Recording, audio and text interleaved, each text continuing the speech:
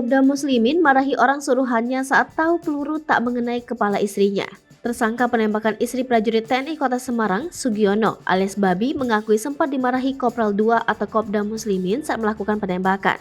Dia mengaku dimarahi Kopda Muslimin karena tembakannya yang pertama meleset dari yang diperintahkan oleh Kopda Muslimin. Selain berpesan untuk menembak bagian kepala, Kopda Muslimin juga berpesan kepada para eksekutor untuk tidak menembak anaknya. Saat menjalankan aksi penembakan tersebut ternyata tak berjalan lancar. Sugiono mengaku sempat kehilangan jejak korban Rina Wulandari yang merupakan istri Kopda Muslimin. Setelah kehilangan jejak, akhirnya Sugiono mulai dipandu oleh Kopda Muslimin dan Agus atau Gondrong melalui telepon.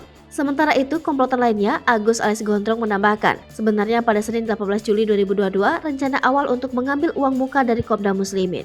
Seperti diketahui, pada Senin 18 Juli 2022 yang lalu, telah terjadi penembakan di sebuah perumahan Banyumanik, Kota Semarang, Jawa Tengah. Korban penembakan merupakan Rina Wulandari, istri prajurit TNI di Kota Semarang, Jawa Tengah.